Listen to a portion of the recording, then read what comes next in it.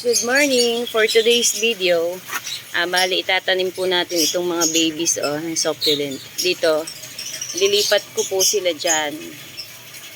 Tatransfer ko dyan para mas mabilis lumaki kasi ito ay parang crowded po sila. Medyo lumalaki na rin kasi tatanggalin na natin sa dahon. Tsaka marami na siyang roots. So pwede na siyang ilipat. Tapos yung iba dyan, ayan natanggal na Tanggal na po sa pinakang dahon niya. So, yan po ang ating gagawin ngayong umaga. Ihahanay natin yan dito sa mas malaki. Para mas makabuelo agad sila. Tara na guys, ilipat na natin yan. Ito nga pala guys, bali bigay po ito nung kapitbahay ko. Buto po ito nung sabi niya, santol daw na ganyan lang po siya kaliliit na kulay, dilaw. So, sana po mabuhay natin. Sasama ko po dito. Dito ko rin po siya itatanim. Baka sakaling mabuhay. Fruits po ito, fruits. Ang tamis po niya, natikman po namin. Sobrang liit lang po ng bunga. Tapos ito. So, kinamay ko na po. Hindi ko na ginamitan ng yung pangtanim. Kasi gaganyan lang naman natin yan. Parang ihahanay lang siya. Ayan ang diet, kung makita. At po yung isa. Tatabi-tabihin lang natin. Para medyo makaganda. Ito, tatanggalin na natin yan dyan. Hindi po ba ang dali niya matanggal? Saka may ugat na po yan. Diyan lang yan.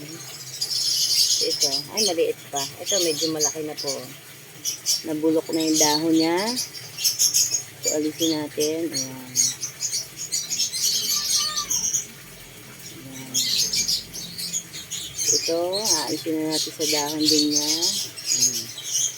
Hindi ko lang po sure kung yung mga pinagtanggalan na ganito is tutubuan pa. Pero ilalagay pa rin po natin dyan sa lupa.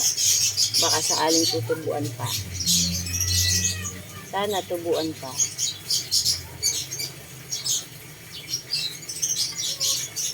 Para may makuha ulit tayong baby.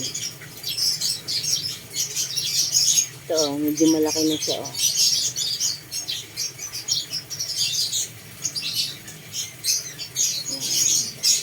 Kakapit naman po yan.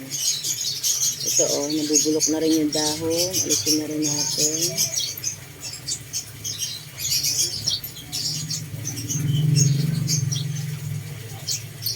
Ito natanggal na siya Ito hindi natin dito.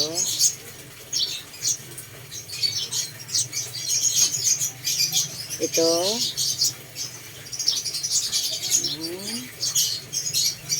Mas ito po si tanggalin na rin natin.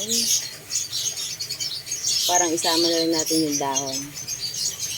Kasi hindi pa siya ganun kadami ang ugat. Isama na lang natin. Yan. Tapos, ito. Medyo maliit pa. Isama na lang muna natin din yung dahon. Para makalaki-laki siya. Yan. Tapos, itong mga dahon na pinagtanggalan po natin, ihahanay na rin po natin dito. Baka sakaling dadami rin. Magkaka-baby ulit siya. Ito magkaka-baby po ulit.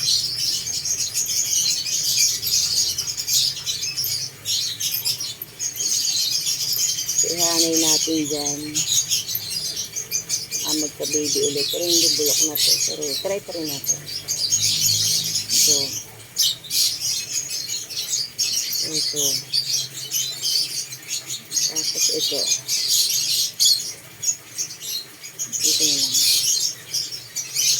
Yan. Sinangan natin itong mga bunot. Ito na lang. Ang mga bunot po ito. Ayan na guys. So wala na. Nakuha na natin yung nandito. Ito na ay si Hoya Kerry ay na heart. Buhay na po yan. Marami siyang ugat. So ito na sila guys.